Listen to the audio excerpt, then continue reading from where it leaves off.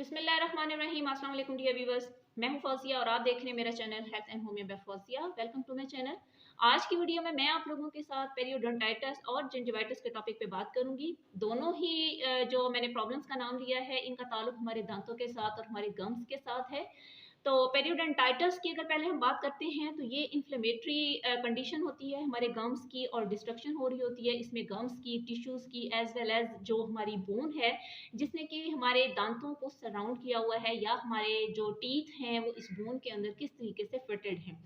तो जब कभी भी किसी को अगर गम्स की इन्फ्लेमेशन हो जाती है, यानी कि मसूड़ों में वर्म हो जाना, तो इसकी मेन रीज़न जिंजिविटिस होता है। जिंजिविटिस में भी हम यही देखते हैं कि गम्स की जो इन्फ्लेमेशन है वो बेसिकली पाई जा रही होती है।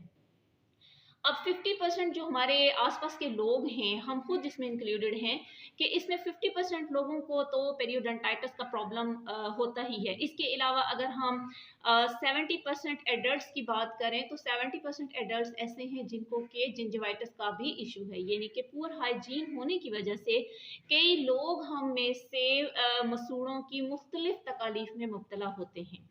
इसी तरह से देखा जाता है कि वैसे भी 50 साल की एज को क्रॉस करने के बाद लोगों में गम्स के मसाइल या दांतों के मसाइल आना एक आम सी बात है। दांतों को सही तरीके से प्रॉपरली साफ ना करना, मुंह की सफाई का ख्याल ना रखना, इन सारे प्रॉब्लम्स की वजह से ही आपका जो गम्स हैं वो ख़राब होना शुरू हो जाते हैं, और गम्स जो हैं वो दांतों को छोड़ना शुरू कर देते हैं, जिसे कि हम रिसीडिंग ऑफ गम्स भी कहते हैं। बहुत सी गम डिजीज़ेज़ ऐसी होती हैं कि आपको उनके किसी किस्म के भी सिम्टम्स नहीं आ रहे होते हैं, लेकिन ऐसी प्रॉब्लम्स के साथ इस गम्स के इस इशू की वजह से आपकी पूरी बॉडी इफ़ेक्ट हो रही होती है। इवन कि अल्ज़ाइमर्स जैसी प्रॉब्लम भी ऐसे लोगों में पैदा हो जाती है। इसके अलावा ये देखा जाता है कि सिर्फ अल्ज़ाइमर्स डिसीज़ ही नहीं, नहायत खामोशी के साथ ऐसे लोगों के अंदर इवन कि कैंसर ऑफ लिवर और कैंसर ऑफ लंग्स तक की प्रॉब्लम सामने देखने में आती हैं। इसकी अलामात बहुत ही ज़्यादा आसान होती हैं और नहायत आसानी से समझ आ जाती हैं। अगर किसी के मसूड़ों से खून बहना शुरू हो जाता है, और कई लोग ऐसे हैं कि ब्रशिंग करने के बाद उनके गम्स ज़्यादा ब्लीड करने शुरू हो जाते हैं, तो आपको समझ जाना चाहिए कि आपके गम्स का इशू जो है वो यहाँ पर पैदा हो चुका है। इसके अलावा कुछ लोगों के अंदर उनके टीथ उनको लूज़ होना महसूस हो रहे होते हैं, उनको ऐसे फ़ील होता है कि टीथ उनके हिल रहे हैं। इसके अलावा कुछ लोगों के मुँह का टेस्ट मेटालिक होना शुरू हो जाता है, कुछ लोगों को अपने मुँह का ज़ायका खट्टा महसूस होता है, तुर्श महसूस होना शुरू हो जाता है। इसके अलावा गम्स का फूल जाना, गम्स में स्वेलिंग हो जाना आम सी बात होती है। कुछ लोगों के गम्स रेड हो जाते हैं और कुछ लोगों के गम्स के साथ पर्पल कलर की लाइन भी देखी जा सकती है, या ब्लूइश पर्पल उनके गम्स होना शुरू हो जाते हैं।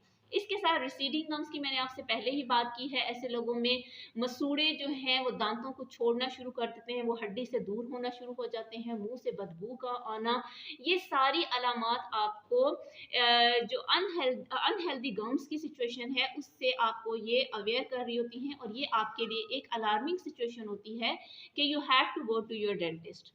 गम्स के हवाले से सबसे ज़्यादा नंबर 1 पे जो मेडिसिन यूज़ की जाती है होम्योपैथी में वो मर्क सॉल है। मर्क सॉल की पिक्चर कुछ इस तरह से होगी कि मर्क सॉल का पेशेंट अपने गम्स की ब्लीडिंग की कंप्लेन लेकर आपके पास आएगा। उसके गम्स में टेंडरनेस भी होगी, पेन भी होगी। इसके अलावा ब्लूइश कलर भी उसके गम्स में देखा जा रहा होता है।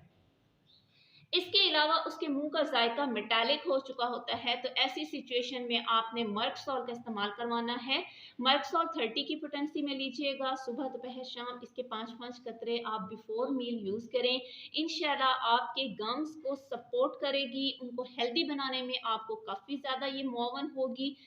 दूसरे नंबर पर जो मेडिसिन बहुत ज़्यादा इम्पॉर्टेंट है वो कार्बोवेज है। कार्बोवेज की आमतौर पे जो पिक्चर सामने आती है, इसका पेशेंट हमेशा गम्स की ब्लीडिंग की शिकायत करता है, लेकिन उनको साफ करने के बाद, यानी आप समझ सकते हैं कि cleaning after cleaning your teeth या ब्रशिंग योर टीथ आपके गम्स ज़्यादा ब्लीड करना शुरू कर देते हैं, गम्स की कलरेशन ब्लैक हो जाती है, और इसके साथ साथ ऐसे पेशेंट अपने मुंह के जायके के तुर्श होने की शिकायत करते हैं। तो यहाँ पे कार्बोवेज इस्तेमाल करवाई जाती है। 30th में लीजिएगा, सुबह शाम आप इसके 5-5 कतरे खाने से आधा घंटा पहले 1 कप पानी में इस्तेमाल करें। इंशाल्लाह आपके गम्स को हेल्दी बनाने में काफ़ी ज़्यादा हेल्पिंग होगी। नंबर 3 पे जो होम्योपैथिक मेडिसिन का इस्तेमाल करवाया जाता है उसके पेशेंट के गम्स आमतौर पर पफी होते हैं और उनकी कलरेशन ब्लूइश हो चुकी होती है। इसके साथ साथ इसका मरीज आपको अपने मुंह से फाउल स्मेल आने की भी शिकायत बयान करेगा और ज़्यादातर ये देखा जाता है कि ऐसे लोगों के दांत बुरे तरीके से ख़राब हो रहे होते हैं, उनके दांतों की डिके का प्रोसेस शुरू हो चुका होता है, क्रम्बलिंग होते हैं, इट मीन्स कि उनके दांत भुरभुरे होना शुरू हो जाते हैं, झड़ रहे होते हैं। इसके अलावा काफ़ी ज़्यादा उनके अंदर डिस्ट्रक्शन का प्रोसेस देखने में सामने आ रहा होता है।